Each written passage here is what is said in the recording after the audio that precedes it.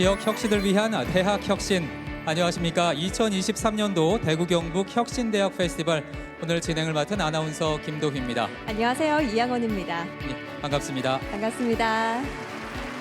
네, 지방 소멸과 인구 감소로 지역 위기가 현실이 된 지금 지역의 인재는 지역의 희망입니다. 맞습니다. 지역 인재가 지역 기업에서 역량을 발휘하면 자연스레 지역 발전으로 이어지기 때문인데요. 네.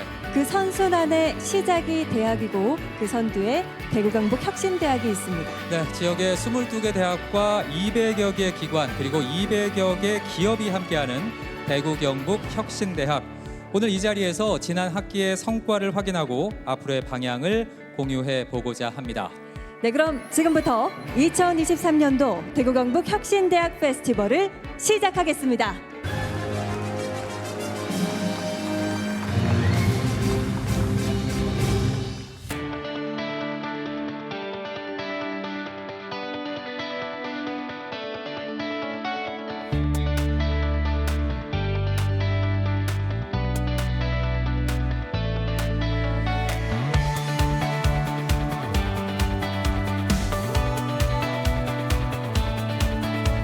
디지털 소프트웨어를 보다 체계적이고 전문적으로 배울 수 있고 이론과 실무를 모두 경험할 수 있는 점에서 지원하게 되었습니다. 대구 경북 지역의 굴지의 기업들과 함께 능력을 키울 수 있고 그로 인해 취업까지 연계되는 그 프로그램 전체가 저에게는 굉장히 큰 도움이 된다고 생각하고요. 전공 지식을 더 심화적으로 공부할 수 있다는 장점이 있어 후배님들에게도 꼭 추천드리고 싶습니다.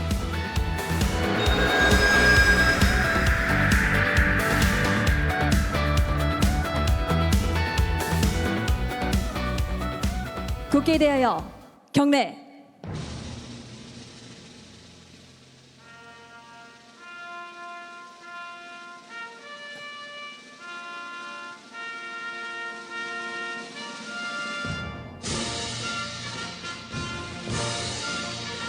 나는 자랑스러운 태극기 앞에 자유롭고 정의로운 대한민국의 무궁한 영광을 위하여 충성을 다할 것을 굳게 다짐합니다.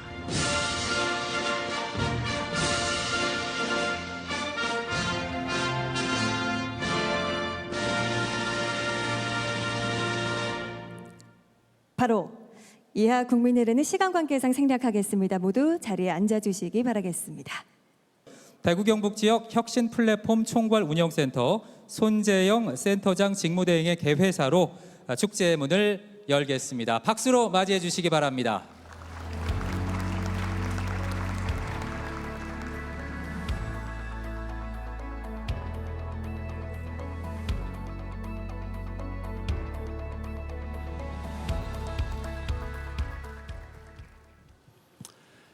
최근 저희들이 자고 나란 우리 대구 경북 지역 사회가 소멸의 위기를 맞이하고 있습니다. 학력 인구가 계속 감소하고 있고 또 지역 인재가 수도권으로 유출되는 현상이 심화되는 가운데 우리 대학의 위기와 함께 어떤 지역의 일자리가 줄어들고 또 기업의 경쟁력도 점점 약화되고 있는 실정입니다. 이러한 지역 소멸 위기를 극복하고자 작년 저희 대구시와 경북도 그리고 23개 대구 경북 지역 대학, 지역의 혁신기관 그리고 200여 기업이 뜻을 모아 교육부 공모 사업에 저희들이 응모를 하였습니다. 그래서 대구 경북 지역 혁신 플랫폼이 작년에 선정이 되어 작년 5월에 출범하게 되었습니다. 변화하는 교육과 산업 환경에 발맞춰 개방과 협업, 혁신을 통한 교육 시스템을 이루고 이를 바탕으로 양성된 우리 DGM 우수 인재가 수도권이 아닌 지역 기업에서 역량을 발휘함으로써 지역 경제를 다시 살리는 게 저희 사업의 최종 목표입니다. 따라서 우리의 사업이 성공하기 위해서는 DGM의 우수 여러분 인력이 훌륭한 지역 기업에 취업하는 것이 매우 중요합니다. 따라서 저희 DGM의 전 주기적 맞춤형 혁신 역량 교육은 트랙별 특화 교육 과정을 특화하고 또 기업과의 연계성을 강화하고 또 취업, 창업 등 학생 지원 특화 체계를 학생 선발부터 취업까지 지도 관리하는 교육 혁신 시스템입니다. 이러한 DGM의 교육 혁신 시스템을 여러분들이 첫 해 학생으로 선발되어 이제 한 학기를 이수하였습니다. 아마 여러분들도 이 학기가 시작되고 전체가 오늘 이렇게 한 자리에 모인 것은 오늘이 처음인 걸로 제가 알고 있습니다. 상당한 여러분들에게는 좋은 기회임과 동시에 우리 대구 경북 지역의 발전을 위해서도 오늘 행사는 매우 의미가 있다고 생각하겠습니다. 저희 혁신 플랫폼이 이제 출범한 지 1년이 겨우 지났고, 지난달에 이제 교육부에 저희들이 연차 평가를 최초로 받았고, 아직까지 공식 결과는 통보가 안 되었지만 상당한 좋은 결과가 나올 것으로 기대를 하고 있습니다. 이러한 작년에 1년 동안에 저희들이 경험을 토대로 얻은 또 노하우와 또 오늘 여러분들 전 학생들이 모인 의견들을 우리가 앞으로 적극적으로 발굴을 의견도 수렴하고 해서 내년도 또 앞으로도 이 사업이 여러분들이 공부하고 취업하고 창업하는데 우리 DGM 플랫폼이 아주 효율적인 시스템을 구축하도록 저희들도 최선을 다하도록 하겠습니다. 그리고 오늘 이 자리에 함께 하신 각 대학의 총장님과 부총장님 그리고 기업 관계자 여러분들도 아낌없는 관심과 지원을 당부드립니다. 다시 한번 오늘 축제에 오신 여러분께 감사드리며 특히 DGM 학생 여러분들이 오늘 이 행사를 계기로 동료들과 소통하고 또 소중한 의견을 나누는 즐거운 시간이 되시기를 바라고 앞으로 여러분의 건강과 행복을 기원드립니다. 예, 감사합니다. 네, 대구경북혁신대학 22개 대학을 잇는 그 중심 역할을 하는 곳이 바로 경북대학교입니다. 그래서 이번에는 2023년도 대구경북혁신대학 페스티벌 홍원하 경북대학교 총장께서 개최 축하 인사를 전해 주시겠습니다. 큰 박수로 맞이해 주시기 바랍니다.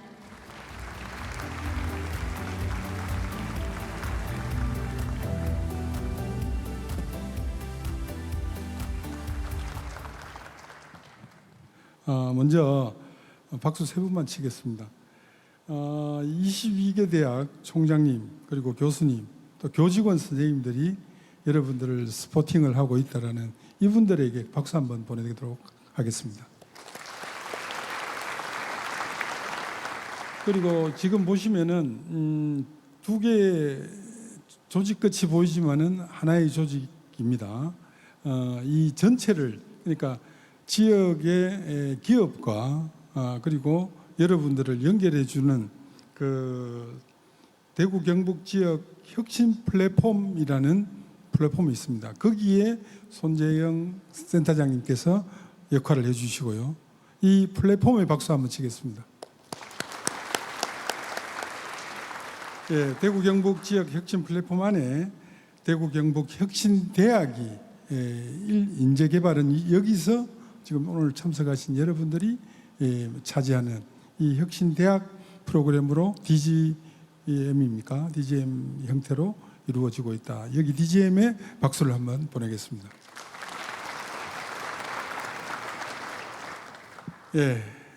정말 저희들이 간절함이 컸기 때문에 1년도 채 지나지 않았지만 북부권 대한민국 그렇게 크진 않습니다만은 이렇게 대구 밑으로 남부권 이렇게 해서 세 개 지역 3년 전에 선정되었던 지역을 평가를 하고 또 2년 전부터 올해까지 선정되었던 세 개 지역을 이렇게 나누어서 평가를 합니다. 아마 내년에는 다 합쳐서 평가를 할 거라고 보는데 거기서 손재영 센터장님 말씀하시다시피 우수한 성적을 발표는 안 났지만은 우수한 성적을 거두었다라는 소식을 지금 듣고 있습니다. 그래서 얼마나 열심히 했나 하는 것들을 성적으로 나타내고 있다라고 말을 우리가 평가할 수 있습니다. 2023년 대구 경북 혁신대학 페스티벌 개최를 진심으로 축하드립니다. 대구 경북 혁신대학은 멋진 학생들을 만나게 되어 무척 기쁘게 생각합니다. 그 누구보다 대학 생활을 멋지게 해내고 있는 여러분을 진심으로 환영합니다. 바쁘신 일정에도 대구 경북혁신대학 학생들을 격려해 주시고 축하하기 위해 소중한 시간을 내어 함께해 주신 대구 경북 지역 대학 총장님, 부총장님 그리고 교수님들 감사드립니다. 우리는 지난해 3월 지역에서 키워낸 인재들이 대구 경북의 경제를 더욱 활성화시킬 수 있도록 하고자 다짐했습니다. 대학과 지자체 그리고 기업들과 함께 공유대학의 틀 속에서 강력한 교육 혁신을 실행할 수 있다면 가능한 일이라고 판단하였습니다. 그리고 올해 대구 경북혁신대학이 문을 열고 혁신인재 349명, 융합인재 478명, 실무인재 191명 등 1018명의 학생을 선발하였습니다. 그 선발된 학생 여러분들이 오늘 참석하신 학생들이십니다. 대구 경북혁신대학에서는 산학 PBL, 캡스톤 디자인, 현장 실습 등 산학 연계 교육을 제공하고 산업체 맞춤형 인재를 양성하고 있습니다. 이를 위하여 LIG 넥스원, 화신 등 200여 개 기업들도 적극적으로 지원해 주고 계십니다. 이제 한 학기를 마쳤습니다. 우리 학생들의 소감이 어떠했는지, 향후 혁신대학은 또 어떠한 방향으로 나아갈지를 공유하는 시간을 마련하였습니다. 대구 경북 혁신대학은 더욱 알차고 실질적인 다음 학기를 준비하고 학생들은 더 큰 목표를 설정하는 의미 있는 시간이 되리라 기대합니다. 오늘의 행사에서 학생들이 많은 것을 배우고 또한 즐겼으면 좋겠습니다. 감사합니다.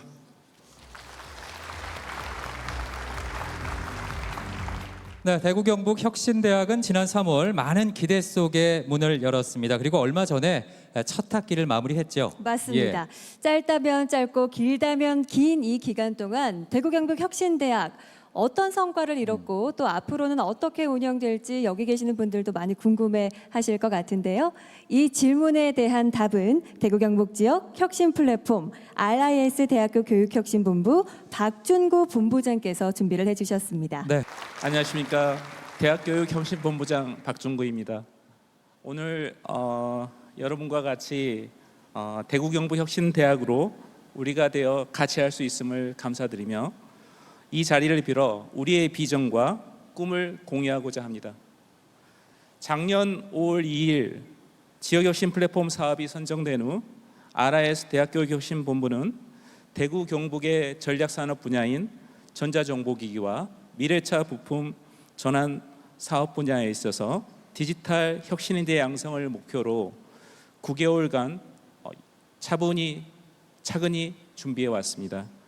그간의 성과가 많은 성과를 이루었지만 그 중에서 가장 큰 성과를 할 수 있음은 여기에 계시는 여러분이 되겠습니다. 잠재되어 있는 여러분의 역량을 발현시켜 지역의 핵심 전략 분야의 지식, 협력, 리더십의 핵심 역량을 갖춘 창의 융합 혁신 인재로 거듭날 수 있도록 교육 방식의 개방과 협업, 교육 체계의 혁신과 강화를 23개 참여대학, 14개의 혁신기관, 200여 개의 참여 기업과 함께 1140여 명의 혁신 융합 실무 인재를 선발하였고 현장을 중심으로 설계된 트랙 특화 교육 과정을 통해 핵심 분야 전공 지식과 더불어 현장의 이해와 문제 해결 역량을 갖춘 창의 융합 혁신 인재로 양성하고 참여 기업 취업을 통해 기업의 혁신과 지역 혁신에 주도적으로 기여하는 체계를 의미하며 여기에는 대학과 지역 혁신 기관, 참여 기업이 함께함으로써 기존 인력 양성 사업과의 차별화를 꾀하고자 합니다. DGM 교육은 이전의 유사 사업 또는 현재 타 플랫폼과의 사업과는 다음과 같은 차별화 포인트를 갖습니다. 첫째, 전공 특화 교육과 실무 연계 교육에 방점을 찍고 있습니다. 둘째, 참여 기업과 교류 연계를 통한 기업 교육 협업에 중심을 두고, 셋째로 학생의 취창업 역량 배양에 특화된 교육 체계를 구축해서 운영을 하고자 합니다.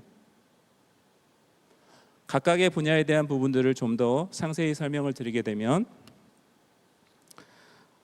전공 역량 강화를 위해 핵심 분야 공통 과목과 트랙별 특화 과목을 편성해 대학이 협업하고 산업체 전문가가 적극 참여해 전문 역량을 배양합니다. 여기에 더해 PBL이나 캡스톤 디자인을 통해 현장 실무 역량 강화를 도모하고자 합니다. 스텝 2, 실무 역량을 강화하고자 합니다. 실무 역량 강화를 위해 기업 연계 특화 교육 체계를 구축하였습니다. 참여 기업과 미트업 등을 통한 스킨십을 늘리고, 참여 기업 전문가를 통한 멘토 멘티 제도를 적극 활용하며 진로 취업 지도를 확장해 나가고자 합니다. 기업 협업 교육의 일환으로 기존의 현장 견학, 현장 실습, 인턴십을 확대 발전시켜 나갈 계획입니다. 참여 학생의 취업 역량 제고를 위한 특화 교육을 적극 추진합니다. 취업 관련 단기 광장 운영과 공모전 또는 경진대회 등 학생의 대외 역량 강화 활동을 지원하고, 기존 전담 교원 상담과 별도로 참여 기업 중심으로 기업 멘토링, 취업 컨설팅, 실무 및 모의 면접 프로그램들을 운영하여 학생의 취업 역량 강화를 적극적으로 추진해 나가고자 합니다. 이를 통해 학생의 취업 역량이 강화되고 그에 따라서 취업이 강화될 수 있도록, 달성될 수 있도록 추진해 나가도록 하겠습니다. 1차 년도의 성과에 이어서 저희가 여러분들의 이제 2차 년도에 대한 여러분들의 후배들에 대한 모집 계획을 말씀드리겠습니다. 저희가 비슷한 시기에, 작년과 비슷한 시기에 혁신인재와 융합인재에 대한 모집은 정규 모집 같은 경우에는 2023년 9월부터 10월에 이어지고요. 추가 모집은 2023년 12월에 400명의 혁신인재를 모집하고자 합니다. 융합인재는 12월에 정규 모집을 시작해서 2024년 1월에 500명의 융합인재를 모집할 계획을 갖고 있습니다. 모집된 인재들에 대해서는 저희가 앞서 말씀드렸던 여러 가지 혁신적인 프로그램들을 통해서 기본적인 학생들의 취업 역량 강화와 지역사회의 기여에 대한 부분들이 달성될 수 있도록 인력 양성에 주도를 해 나가겠고요. 학생들은 이 사업 참여를 통해서 지원에 대한 부분들은 다음과 같은 정도의 지원을 받지만, 그보다 큰 거는 학생들이 갖고 있는 잠재되어 역량을 발현시켜서 실제 지역의 혁신을 주도할 수 있는 인력으로 양성될 수 있다는데 보다 더 큰 의미가 있다고 말씀드릴 수 있겠습니다. 네, 대구 경북 혁신대학에는 전공이 2개입니다. 전자정보 융합전공 그리고 미래차 융합전공. 모두 지역 주력 산업의 디지털 전환과 고도화에 발맞춘 과목입니다. 맞습니다. 전공마다 5개 트랙으로 구성이 돼서 기업에서 원하는 인재를 집중적으로 양성을 하고 있는데요. 물론 기존에 있는 수업만으로도 충분하지만 오늘은 또 특별한 날이니만큼 특별한 수업이 준비되어 있죠. 그렇습니다. 산업 현장의 생생한 얘기를 들을 수 있는 산업체 특강. 먼저 방위 산업 현황을 알아보겠습니다.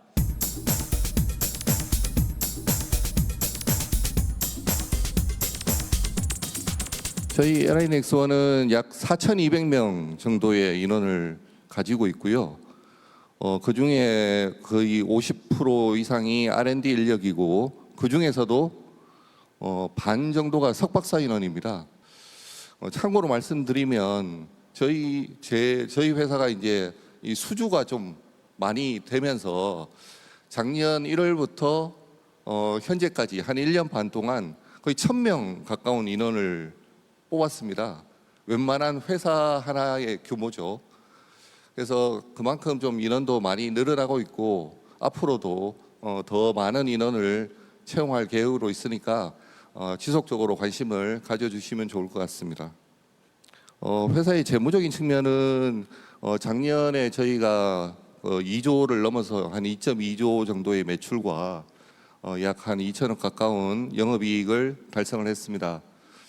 그래서 앞으로도 점점 더 이게 늘어날 거라는 자신감을 가지는 이유가 수주 잔고가 이미 이제 한 11조 가까운 이런 수주 잔고를 가지고 있습니다. 그래서 이거는 이미 이제 확정된 이런 물량이기 때문에 앞으로도 점점 더 발전해 나가리라고 생각을 하고 있습니다.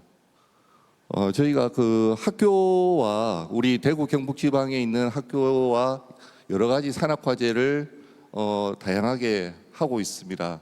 지금 총 최근 5년간 25건인데 앞으로 점점 더 늘어날 예정이고요. 질적으로 양적으로 확대해 나갈 계획을 갖고 있습니다.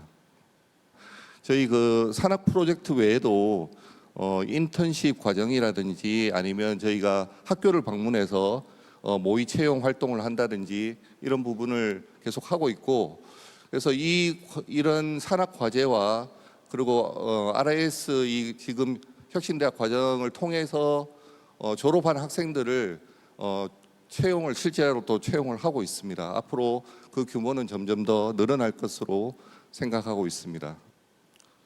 PBL 과제라고 해서요. 우리가 이제 프로젝트 베이스드 러닝 과제인데 실제로 경북대와 추진을 하고 있고 했거나 지금 하고 있는 이런 과정들입니다. 그래서 우리 RIS 과정의 3학년 대학 학생들과 우리 LIG 넥스원의 직원들 같이 해서 이런 과정을 하고 있고, 이러한 같이 과제를 수행하는 인원 중에 7명이 이미 입사를 완료한 이런 상황입니다.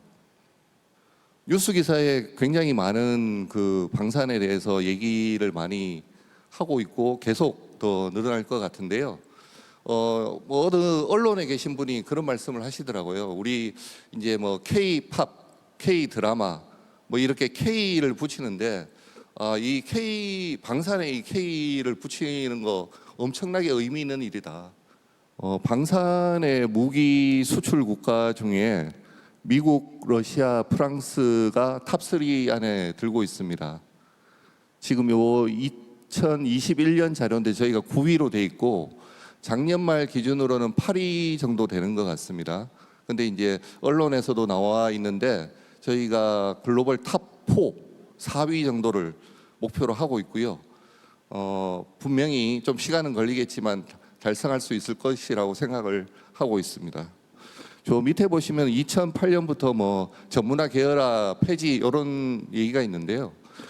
예전에는 국가에서 만약에 한 10개 정도의 무기를 만들면 1번부터 몇 번은 어느 회사 이렇게 딱 정해줬습니다.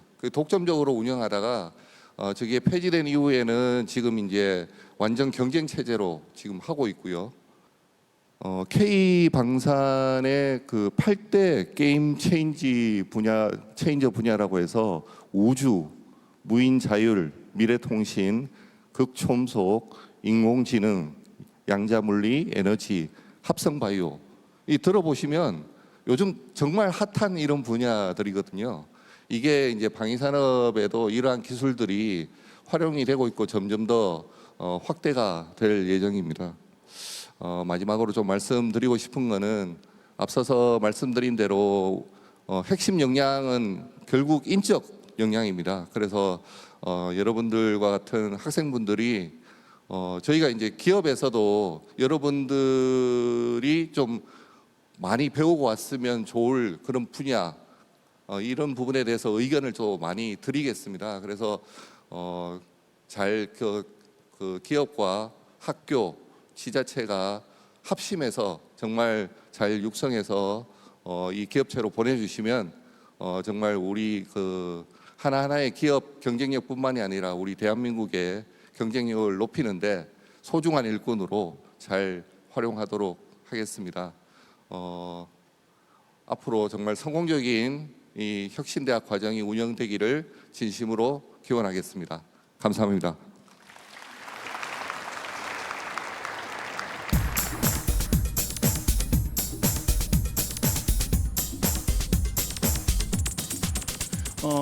많이들 언론에서 접하실 겁니다. 미국 시장에서 브랜드 인지도 1위 제네시스, 뭐 품질 인지도 1위 제네시스, 뭐 고객 만족도 1위 뭐 기아 자동차. 실제로 저는 자동차 부품을 만드는 회사의 기업인으로서 그 부분 공감하고 있고요. 그 다음에 세계 8위였다가 6위였다가 5위였다가 3위까지 올라가는 과정에 저희도 동반 상장하면서 어떻게 보면 우리 보통 국뽕이라 그러잖아요. 대한민국의 대표 기업으로서 현대차가 가지는 위상에 대해서 약간 뽕 느끼기도 하고, 또 현대차 그룹의 대표 협력사로서 우리 회사에 대해서 약간 뽕을 느끼고 하고 그렇게 합니다. 대학생들 같은 경우에는 그 고민이 많으실 거예요. 내가 어떤 회사에 취업을 할까? 저는 74년생이고 99년에 첫 직장 생활을 시작했습니다. 고민 많았어요. 대기업을 갈까? 그 당시에는 테헤란로에 벤처가 유행이었거든요. 벤처를 가볼까? 공무원이 될까? 막 이런 고민을 많이 하고 있는데 오늘 제가 드리고 싶은 얘기는 그겁니다. 제조업체에 와보는 거 한번 괜찮으실 것 같다. 많은 분들이 제조업체를 이렇게 생각하세요. 장점 하나, 단점 하나. 장점, 안정적이다. 단점, 재미없다. 왜냐하면 제조업이라는 것 자체가 좀 긴 텀을 가지고 뭐 서비스업이나 IT 같이 매일매일 변하는 게 아니라 적어도 5년, 10년 정도의 흐름을 가지고 움직이다 보니까 쉽게 변하지 않습니다. 제조업이 가지고 있는 본질적 경쟁력을 얼마나 유지할 수 있느냐. 보통 이제 엔지니어링 쪽에서는 QCD라고 얘기합니다. Quality, Cost, Delivery. 그래서 가격 경쟁력, 품질 경쟁력, 납기 경쟁력을 부르는데 이 본질적 경쟁력을 얼마나 가지느냐에 따라서 회사의 경쟁력이 결정되고, 그래서 이제 여기 있는 대학생 여러분들 같은 경우에 이제 그런 고민을 한번 해주시면 될 것 같아요. 내가 이 회사에 들어가서 이 회사의 기술 경쟁력을 높일 것이냐, 품질 경쟁력을 높일 것이냐, 운영 경쟁력을 높일 것이냐. 내가 여기에 기여할 수 있다면 제조업에 와가지고 여러분들의 인생을 한번 승부를 걸어보는 거. 전 절대로, 물론 제조업체의 인사 담당 임원이라서 하는 얘기가 아니라 나쁘지 않을 것 같아요. 여러분들 언론에서 많이 보셨을 거예요. 대한민국 인구 절벽이라고 얘기해요. 인구가 정말 많이 줄었어요. 대한민국 경제 규모는 켜졌고 분명히 일자리는 많아졌을 텐데 왜 우리 애들은 취업을 못하지? 자, 여러분들이 지금 대부분 뭐냐면 같은 연생이 한 60만 명에서 70만 명일 때 여러분들이 태어나셨고요. 여러분들의 10년 후배들은 30만 명, 40만 명입니다. 여러분들은 취업이 어렵다고 얘기하지만 회사는 다른 얘기를 해요. 뽑기가 어렵다. 우리 회사는 동반 성장할 수 있는 인재를 구하고 싶은데 생각만큼 지원하는 사람도 많지 않고 뽑아놓으면 버티지도 않고, 그 다음에 그렇게 우리 입맛에 쏙 맞는 사람도 없고. 보시는 슬라이드 위쪽에 보면 재밌는 숫자가 하나 있을 거예요. 뭐냐면 6,088만 원. 쉽게 생각하면 대학 졸업생을 우리가 채용해서 속된 말로 회사에서 가치를 창출할 수 있는 인재를 키워내는데 회사가 투여해야 되는 비용이에요. 1년 반 동안은 신입사원을 채용했을 때 이 신입사원에게서 뭐 회사니까 월급 줬으니까 그 가치만큼을 창출해 주기를 요청을 해야 되는데 그게 안 나온다는 얘기죠. 자, 그래서 회사는 고민이 있어요. 역량이 높은 친구를 뽑을 것이냐, 충성도가 높은 친구를 뽑을 것이냐. 진짜 어려워요. 자, 더 어려운 질문이 있습니다. 어떤 친구가 역량이 높을 것이냐 판단하는 건 굉장히 어려워요. 그렇지만 많은 인사 담당자들이 이런 식으로 하면 통계적으로 역량이 좋더라는 거 검증된 방법이 있는데, 원칙 중시, 의사소통, 혁신성, 도전정신, 고객중심. 자, 이런 거를 생각하는 사람을 뽑았으면 좋겠다라고 얘기하는데, 야, 이 혁신 가치를 잘하는 사람은 도대체 어떻게 뽑을 거예요? 근데 저희가 입사 당시에 판단할 수 있는 자료는 뭐냐면 여러분이 보내주시는 A4 용지 2장이나 3장 정도에 들어가 있는 숫자 몇 개와 자소서의 커멘트 몇 개밖에 없습니다. 그리고 면접에서 볼 수 있는 시간 1인당 20분, 30분 정도, 그 시간 내에 저희는 여러분들 판단을 해야 되는 거예요. 자, 특정 회사에 취업하고 싶으면 그 회사가 요구하는 스펙이 분명히 있어요. 모집 영역에 분명히 나와 있습니다. 우리는 어떤 인재 좋아하고 어떤 자격증이 있는 거 좋아하고 뭐가 있는 거 좋아하고 다 써놨어요. 근데 거기 플러스 알파로 써야 되는 게 자소서인데 제가 인사 담당 임원으로서 참 안타까운 게 뭐냐면 스펙 쌓는 노력 대비 자소서 쓰는 노력이 너무 부족한 것 같아요. 서류 전형으로 아슬아슬하게 컷 통과했는데 면접 잘 보면 이 친구는 무조건 붙어요. 제가 보기엔 면접이 더 중요합니다. 자, 근데 면접관들 입장에서 한번 생각을 한번 해보시면 면접관들은 여기 계신 대학생분들이 만약에 저희 면접장에 오셨을 때 99.9% 확률로 처음 보는 사람입니다. 그분들이 보시는 건 여러분들 무슨 대학 무슨 과 나왔고 학점 얼마 나왔고 밖에 없어요. 여러분들은 그분들한테 질문을 받아내야 돼요. 너 여기서 해외 공장에서 경험해봤다는데 느낀 게 뭐니? 이렇게 질문을 받았던 면접생과 그런 질문 못 받고 장래 희망이 뭡니까? 회사에 오면 잘할 자신 있습니까? 이런 질문을 받았던 면접생, 일리가 있으면 누가 뽑힐까요? 일이 뽑히거든요. 그러면 이제 여러분이 쓰셔야 될 자소서는 뭐냐면 그렇게 생각하시면 좋을 것 같아요. 입장 바꿔서 여러분이 지원생이 아니라 여러분이 면접관이라면 여러분들한테 뭘 물어볼지. 자, 대표적인 예를 한번 들어볼게요. 나는 품질 엔지니어가 돼서 첫 번째 이걸 했고요. 데이터 분석 능력을 가지고 있고요. 세 번째 설계 역량을 가지고 있습니다. 제가 데이터 분석 능력을 가지고 있다는 건 이렇게 증명을 할 수 있고요. 내가 설계 역량을 가지고 있다는 이렇게 증명할 수 있습니다. 자, 면접관 입장에서 굉장히 면접 보기 편해요. 얘가 사실인지 아닌지만 물어보면 돼. 물론 거짓말로 쓰는 사람들은 속된 말을 금방 뽀록 나는데 금방 발라낼 수 있어요. 저는 분석력이 좋습니다. 자, 왜 좋냐면 캐나다에서 동아리 회장을 해서 분석을 잘했어요. 자, 면접관 생각. 아, 그렇구나. 근데 물어볼 게 없습니다. 자소서에 썼던 커멘트들이 거꾸로 나에게 질문으로 돌아온다. 이 질문들에 대해 내가 답을 했을 때 면접관이 얘랑 같이 일을 하고 싶다는 생각이 들게. 아까 봤던 것처럼 인사 업무면 나는 인사쟁이입니다. 인사쟁이라는 카페에 들어가서 공부했습니다. 나는 캐드 프로그램도 써봤고 뭣도 해봤습니다. 물론 화신이라는 회사에서 그 프로그램을 안 쓸 수도 있지만 나는 이런 프로그램에 대해서 익숙했던 경험이 있어요. 다시 비슷한 경험이 주어진다면 과거의 학습 경험이 있기 때문에 더 잘할 수 있습니다. 라고 다 적을 필요 없어요. 취업 설명회들 많이 하잖아요. 취업 설명회 나가지고 그 인사 담당자한테 물어볼 질문이 전 두 개라고 생각합니다. 첫 번째, 너네 회사 돈 많이 주니? 얼마 주니? 어떻게 주니? 두 번째, 너네 회사는 어떤 경험을 중요하게 생각하니? 그 다음에 두 번째는 하시면 돼요. 지금부터. 아르바이트를 통해서 아니면 인턴 활동을 통해서 회사의 활동을 통해서 그래서 그 내용을 자기소개서에 담아주시면 저희 화신의 가족이 되긴 편할 것 같습니다. 대학이라는 곳이 변해가면서 새로운 변화를 가진다는 건 그 대학의 구성원에게는 좀 더 다양한 경험을 할 수 있는 기회라는 부분에서 분명히 메리트가 있어요. 그래서 그 메리트 차원에서 아까 이제 오늘 제가 말씀드렸던 게 100%는 아니겠지만 회사에서 어떤 사람을 원하는지에 대해서는 어느 정도 설명이 됐으리라고 믿고 기본적인 스펙, 그 다음에 여러분들의 특징이 될 수 있는 자소서거리 이 두 개를 갖추시는 것. 물론 대학생활의 목적이 취업은 아니지만 그 기본적인 스펙과 자소서거리를 만들기 위해서 대학생활의 시간을 자기 개발을 위해 투여한다면 여러분들과 같이 일을 하려고 준비되는 제 입장에서도 여러분들을 훨씬 더 기쁜 마음으로 한 식구로 받아들일 수 있을 것 같습니다. 수고하셨습니다.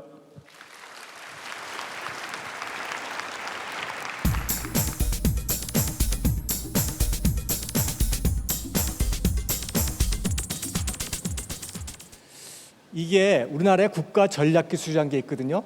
12개를 선정을 해놨는데 이 왼쪽에 있는 4개는 우리나라 그 기업체들이 꽤 잘하고 있는 그런 기술들이고요. 저 오른쪽에 있는 4개는 아직 산업이 충분히 형성되지 않아서 이제 빨리 따라갔으면 좋겠다 뭐 이런 거고. 근데 이 모든 것에 기반이 되는 이제 기술들이 있다라고 해서 4개를 꼽은 게 있는데 그 중에서 저 맨 밑에 양자가 들어가 있습니다. 어떻게 분류하냐에 따라 다르지만 국가 안보를 이제 이 Y축으로 하고 그리고 이제 X축은 산업이 많이 형성되어 있느냐, 이제 왼쪽은 산업이 이미 충분히 형성되어 있는 거죠. 공급망 이런 게 있으니까. 그리고 오른쪽에는 그 신산업 창출이라고 써 있으니까 아직 산업이 안 만들어졌는데 앞으로 많이 만들어질 거다. 이런 건 오른쪽에 써 있는데 제일 오른쪽 위에 양자가 들어가 있지 않습니까? 그러니까 우리 국가 안보에도 중요하고 큰 이제 시장이 만들어질 거다.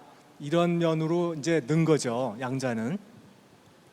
근데 이렇게 국가 전략 기술이다 그러면은 그냥 말로 그냥 지정해 놓고 그래 뭐 알았어 이러고 끝나겠습니까? 보통 기술이라는 것이 기술을 기반으로 해가지고 뭐 물건을 만들어서 팔아서 산업체에서 돈을 벌잖아요. 그러니까 가만 놔둬도 알아서들 다 산업체에서 기술을 개발하는데 국가에서 전략적으로 끌고 가려고 할 때는 다 이유가 있는 것이고 그냥 끌고 가지 않죠. 돈이 많이 관여됩니다. 앞으로 한 10몇 년 동안에 3조를 연구개발에 쏟아붓겠다고 했어요. 우리 세금 중에 3조면 엄청나게 큰 돈이죠. 그리고 양자법이라는 걸 제정하고 있습니다. 특별히 어느 기술 하나를 이렇게 딱 꼽아가지고 법을 제정하는 건 정말 드문 일이겠죠. 이 양자 물리가요, 처음에 나온 거는 1900년 딱 그때예요. 그때 시작이 됐는데 그러고 나서 이제 한 30년간 이제 여러 가지 사건들이 일어나면서 양자 물리가 형성돼 나갑니다. 그 중에서 이제 대표적인 게 1905년에 상대성 이론이 나오면서 그때 아인슈타인이 동시에 뭐 광전 효과라는 것도 역시 발표를 했는데 그게 그 양자역학을 형성하는 데 아주 중요한 공헌을 했습니다. 그러니까 그 당시에는 모든 물리학자들이 비록 양자물리를 전공하지 않는다고 하더라도 전부 다 이 새로운 물리에 의해서 세상이 어떻게 새로운 게 발견되고 세상이 어떻게 변화하는지를 전부 다 흥분된 상태로 지켜보던 그런 시절이었습니다. 양자물리에서 현대 문명은 완전히 이제 퀀텀 점프가 한번 일어났습니다. 그런데 이제 이 양자물리가 나타나고 한 60년간 현대 문명이 완전히 변화했는데 제가 여기다가 지금 암흑기라고 써놨거든요. 양자물리가요, 조금 전 페이지에 있었지만 뭐 불확정성 원리 이런 것 때문에 우리의 미래를 알 수 있느냐 없느냐 이런 논쟁 외에도 우리의 무슨 뭐 존재론이나 인식론 이런 데 근본적인 질문을 많이 던졌습니다. 그래서 상당히 이상한 게 많거든요. 그래서 아인슈타인이 또 싫어한 건데 이런 뭐 존재론, 인식론, 뭐 미래 결정론 이런 걸 갖다가 열심히 뭐 또 따지고 그러니까 이 양자물리 아버지인 보호가 쓸데없는 생각하지 말고 계산이나 열심히 해 그랬습니다. 그러니까 대부분의 물리학자들은 계산 열심히 해가지고 원자폭탄도 만들고 뭐 이게 양자물리 거의 끝나가고 나서 얼마 안 있어서 이제 1차 대전 터지고 그랬으니까요. 원자폭탄 만들고 뭐 레이저도 발명하고 해서 훌륭하게 현대 문명을 일으켰는데 다만 근본적인 문음에 대해서는 아무도 아니죠. 연구를 할 수가 없었습니다. 그래서 이제 1990년쯤 되니까 그런 암흑기의 그 여러 가지 그 철학적인 논쟁들 한 거를 바탕으로 해가지고 아주 이상한 기술들이 태어나기 시작합니다. 그 철학적인 논쟁은 왜 복잡했냐면 우리 세상에는 없는 개념들에 대해서 논쟁을 하고 있었거든요. 뭐 중첩, 얽힘 이런 것들인 건데 그냥 우리가 사는 세상 단어로 표현을 하지만 우리 세상에는 존재하지 않는 개념들입니다. 그러니까 그런 개념들을 바탕으로 기술을 만들다 보니까 그 기술들은 당연히 우리한테 이해가 안 돼요. 그래서 공상과학 같이 들리는 건데 이 기술이 대충 1990년대에 나오기 시작했거든요. 그러니까 양자물리가 처음 나오고 뭐 이제 우리 문명에 적용되기 시작할 때까지 한 30년 정도 걸리고 요번에 이 양자 기술이라는 것이 양자 정보 기술이라는 것이 나온 지 또 한 30년쯤 됐습니다. 그래서 첫 번째 양자 물리에 의해서 우리 문명의 퀀텀 점프가 있었듯이 우리는 지금 한 30년쯤 지났기 때문에 우리 문명의 두 번째 퀀텀 점프를 목격할 시점에 와 있습니다. 그래서 굉장히 큰 변혁이 앞으로 일어날 거다는 거를 예고하는 것이죠. 우리는 양자 기술을 알아야 됩니다. 왜냐하면 양자 기술은 첫 번째로 우리한테 기회이자 위기가 되거든요. 양자 컴퓨터 나오면 이 세상 암호를 다 깬다 그러잖아요. 암호를 다 깨니까 내가 먼저 양자 컴퓨터를 갖고 있으면 내가 이 세상에 있는 스위스 계좌 이런 거 다 깨가지고 제가 돈을 다 끌어올 수 있습니다. 그리고 암호화폐도 제가 다 가져올 수 있어요. 그러니까 그렇게 할 수 있으면 저한테는 기회가 되는 것일 테고 그걸 모르고 당하는 사람한테는 당연히 위기가 되겠죠. 그리고 이제 더 중요하게는 어찌 보면 이제 모든 사람한테 적용된 얘기인데 이거를 알면 좀 혼란이 줄어들겠죠.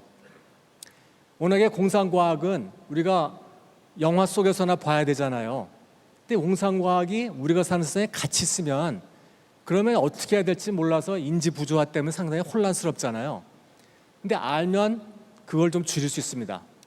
그래서 양자 정보 기술이라는 게 도대체 어떤 건데 그렇게 이제 설레발을 치느냐, 간단히 설명을 드리자면 대표적인 게 이제 세 가지를 꼽을 수 있습니다. 양자 컴퓨터, 그 다음에 양자 암호 통신, 그 다음에 양자 순간 이동, 이런 걸 얘기할 수 있는데 순간 이동은 뭔가 하면 스타트랙 같은 영화에 보면 이 우주선 안에서 뭐 빔다운 해가지고 이제 행성으로 사람이 그냥 이동하고 빔 앞에서 행성으로 올라오고 뭐 이런 거를 보이잖아요. 그러니까 공간을 갖다가 휙 뛰어넘어가지고 이제 가는 기술입니다. 그리고 이런 게 되겠느냐? 이게 그 자세하게 얘기할 시간은 지금 없으니까 그냥 넘어가고 요 얘기만 하겠습니다. 이거를 된다는 걸 증명하신 분이 저 세 번째 안톤 자일링거라고 작년에 노벨상 받으신 분입니다.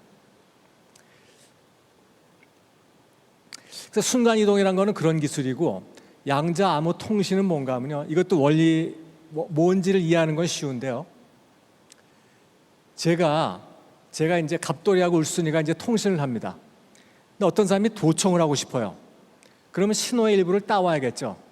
그걸 전기 신호로 하든 뭐 빛 신호로 하든 일부를 따오게 되고 그걸 이제 너무 많이 따오면 갑돌이하고 울순이가 눈치채게 되고 너무 조금 따오게 되면 잘 안 들리니까 적당히 뭐 이제 반쯤 따오든지 이렇게 해야 됩니다. 근데 이걸 만약에 빛으로 한다. 그럼 예를 들어서 반투명 거울, 반반사 거울 같은 걸 놓으면 그럼 갑돌이가 보낸 신호가 반은 울순이한테 가고 반은 도청자한테 이렇게 오겠죠. 그럼 이제 도청이란 걸 저렇게 하는 건데 갑돌이하고 울순이도 도청을 이렇게 하는 걸 아니까 아이디어를 냅니다. 그래가지고 그러면은 신호를 굉장히 미약하게 보내가지고 더 이상 쪼갤 수 없도록 만들어보자. 이렇게 아이디어를 냅니다. 실제로요, 양자 물리가 발견한 바에 의하면은 이 빛도요, 더 이상 쪼갤 수 없는 가장 작은 단위가 있습니다. 그걸 광자라고 부르는데 그걸로 하나씩 보내면 그거는 신호가 이 거울을 투과하거나 반반사 거울을 투과하거나 반사되거나 둘 중에 하나지 쪼개져서 갈 수가 없습니다. 그러면 신호가 어떤 땐 도청자한테 가고 어떤 때는 을순이한테 가니까 왔다와 안 왔다 하니까 을순이하고 갑돌이가 눈치를 채겠죠. 이제 그렇게 해서 못하게 하자는 건데 그렇게 아이디어를 내면 이 도청자도 또 새로운 아이디어를 냅니다. 그래서 그러면 내가 신호를 이 두 번째 그림에 있는 것처럼 몽땅 가로챈 다음에 읽어드리고 똑같은 신호를 만들어서 보내자. 이렇게 할 수 있겠죠. 요거를 못하게 하는 게 바로 이제 양자 암호 통신입니다. 양자 물리학의 뭐 중첩의 원리 이런 걸 갖다 이제 이용하는데요. 뭐 그 원리는 이제 어디 책에서 보시면 금방 이해하실 수 있습니다. 이렇게 하는 거고 양자 컴퓨터는 병렬 처리를 이용해서 굉장히 빨리 계산하는 컴퓨터입니다. 저희가 어느 웹사이트에 가입을 한다든지 하면 거기에서 이제 뭐 대문자, 소문자, 특수문자, 숫자 이런 거 다 합해가지고 8글자 이상 만드시오 이렇게 해가지고 굉장히 짜증스럽게 만들잖아요. 기억하지 못하게. 근데 그렇게 해서 만들 수 있는 이 경우의 수가 대개 이제 2에 56개니까 저게 7경계쯤 되거든요. 그 정도 숫자 되는데 그 정도 되는데 제가 그 암호를 모르지만 그냥 깨고 싶어요. 그래서 이제 랜덤하게 숫자를 아무 숫자나 막 집어넣어 보는 겁니다. 아마 될 때까지. 이렇게 한다고 하면 1초에 제가 100만 개씩 넣어볼 수 있다고 하면은 그 암호가 깨질 때까지 한 2천 몇백 년 걸립니다. 그런데 이거를 양자 컴퓨터로 하면 한 4분 정도면 깰 수 있어요. 양자 컴퓨터가 병렬 처리를 잘하기 때문에 조금 전과 같은 일을 할 수 있습니다. 병렬 처리는 다른 게 아니고 이제 이 여자분들이 잘하는 그냥 멀티태스킹 얘기하는 거예요. 동시에 여러 가지 일을 처리하는 것. 그런 컴퓨터 만드는 게 물론 쉽지 않습니다. 그리고 그런 알고리즘 짜는 것도 쉽지 않아요. 근데 되거든요. 이거는 벌써 실험으로 증명된 일입니다. 이거 됩니다. 병렬 처리를 잘하면은 효율적인 알고리즘이 유명한 게 두 개가 있습니다. 하나는 이제 검색 알고리즘인데, 그러니까 문자 그대로 이제 데이터 그 N개 중에서 하나를 찾는 거예요. 근데 제가 이제 그 데이터 N개 중에서 하나 찾을 때 100% 확률을 찾으려면 n개 다 뒤져봐야 되죠. 근데 적어도 50%가 넘는 확률을 찾는다고 하더라도 2분의 n번보다는 더 많이 찾아봐야겠죠. 그런데 양자 컴퓨터는 루트 n 번 만에 그걸 찾을 수 있습니다. 그래서 제가 아까 예를 들은 게 n2의 56개 숫자 중에서 뭘 하나 찾을 때 1초에 100만 개씩 찾는다고 하면은 2300년 대 4분, 이게 바로 요 식 갖고서 이제 계산한 겁니다. 그래서 빅데이터 처리를 잘하고 빅데이터 처리 중에서 이제 이런 암호를 깨는 일을 잘합니다. 이 양자 컴퓨터가 나온다든지 그러면 우리 인생은, 우리 그 생활이 굉장히 크게 흔들립니다. 그러면 이제 그 다음으로 우리가 궁금한 것이, 그래서 양자 기술이 나오면 우리의 미래가 어떻게 될 건데, 이렇게 궁금하잖아요. 제가 암호 얘기를 많이 했으니까 물론 양자 컴퓨터가 나오면 제일 첫 번째로 영향을 받는 것이 이런 국가 안보입니다. 2차 대전이요, 공식적으로 끝난 거는 이 핵폭탄이 일본에 떨어지고 나니까 일본이 항복을 하면서 끝나죠.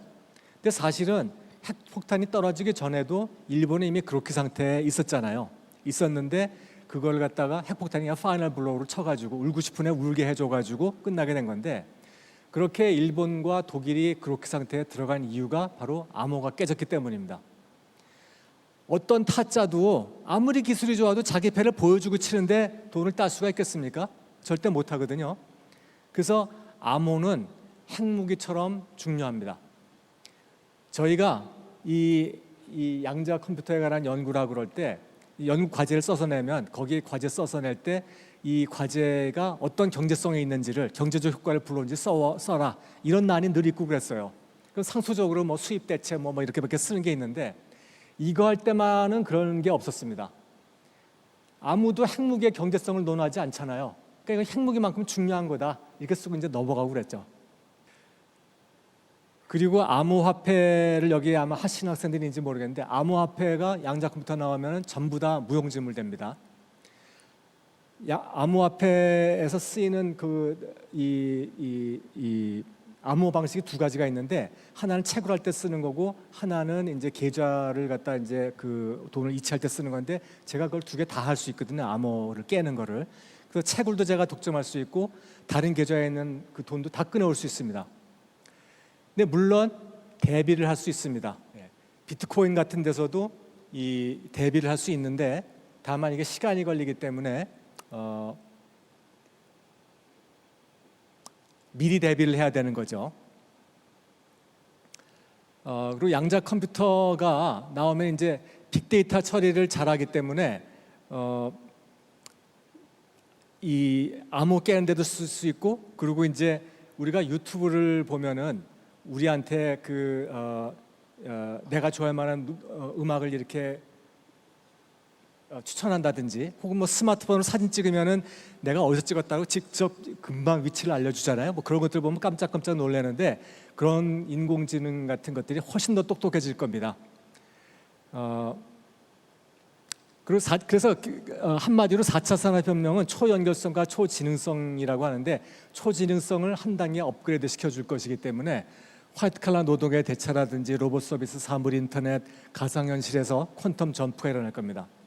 근데 사실은 저희는 이게 어떻게 미래가 전개될지 정확히 잘 예측 못합니다. 어쩌면은 미래학자들이 더 잘하실 것 같아요. 마이클 패러데이라는 사람이 전자기 유도 법칙을 발견한 사람이거든요. 이 사람, 그러니까 코일이 이렇게 있으면 거기다가 자석을 갖다 대면 전류가 흐르는 현상인데, 이런 거를 발견했다 그러니까 사람들이 그랬다는 거예요. 그거 알아서 뭐다 쓰느냐.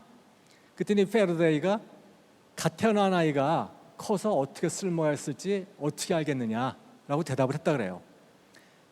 현재 우리 주변에 있는 전자기기 중에서 코일이 안 들어가 있는 전자기기는 상상하기 어렵습니다. 그리고 인터넷이 처음 나왔을 때 지금같이 쓰일 줄 예상한 사람이 있었겠습니까? 현재 양자 컴퓨터는 완벽한 게 없습니다. 불완전한 것만 있는데, 이 불완전한 걸로도 할 수 있는 일들이 있거든요. 첫 번째 잘하는 게 그 분자 시뮬레이션 하는 걸 잘합니다. 그래서 새로운 분자를 예측을 할 수 있기 때문에 신물질이나, 그리고 뭐 배터리 신약 개발하는데 지금 쓰려고 지금 이미 쓰고 있고요. 그리고 최적화 문제를 잘 풀기 때문에 생산이나 물류, 에너지 배분 이런 거를 최적화하는 문제를 푸는데 지금 쓰고 있고 금융 해제도 쓰고 있다고 합니다. 그리고 양자 컴퓨터는 AI에도 적용되거든요. 그래서 우리가 지금 챗GPT 때문에 한번 놀랐지만 양자 컴퓨터가 제대로 접목되면 훨씬 더 놀라운 일이 나타날 겁니다. 그래서 지금은 로봇가 방 청소하고 음식이나 나르지만 그때쯤에는 자기 혼자서 쥐를 걸어다닐 만큼 똑똑한 놈들이 나올 거거든요. 훨씬 그 시기가 빨리 올 겁니다. 양자 컴퓨터가요, 우리나라에서 이제 이게 되는 거야, 안 되는 거야 이러고 있는 분들이 많지만 이거를 하고 있는 회사들이 지금 많이 있습니다. 이게 맥킨지 보고서라고 들어보셨잖아요. 맥킨지라는 회사에서 찾아내 보니까 하드웨어 만드는 양자 컴퓨터 하드웨어 만드는 회사가 60개가 넘고요. 소프트웨어 회사가 120개가 넘고 클라우드 서비스 제공하는 데가 10개가 넘고 이미 쓰고 있는 회사가 40개가 넘는데 이게 2년 전 데이터거든요. 저거 쓰고 있는 회사가 지금 몇백 개는 될 겁니다. 그래서 결론을 말씀드리자면 양자 컴퓨터는 병렬체 때문에 빠르고 우리의 미래를 바꿀 것이고요. 양자 컴퓨터가 언제 상용화되느냐 이런 질문하시는 분들이 있는데 이 상용화가 뭐 내 그 책상 위에 올라오는 뭐 그런 개인용 컴퓨터를 말하는 거면 앞으로 한 20년은 지날 테고 지금도 클라우드 서비스로 쓰고 있습니다. 그리고 우리는 개인이나 기업이나 다 기회를 얻고 위기를 줄이기 위해서는 알고 있어야 하고요. 이 머레이 겔만이라는 분이 있는데 이분은 입자 물리학에서 유명한 분이거든요. 노벨상도 타시고. 근데 이분이 또 이렇게 약간 오만하게도 또 유명하셨는데 이분이 그러셨어요. 양자역학을 아는 사람하고 모르는 사람의 차이는 모르는 사람과 원숭이의 차이보다 크다. 양자역학을 아는 사람의 수준이 여기 있고 모르는 사람의 수준이 여기 있으면 원숭이가 바로 밑에 있다는 거죠. 그래서 양자 물리를 모르는 사람은 금붕어나 다름이 없다 그러셨거든요. 여러분들은 오늘 귀중한 시간을 내 가지고 이런 골치 아픈 강의를 들으시러 온 수고 덕분에 금붕어 시신세를 면하시게 됐습니다. 감사합니다.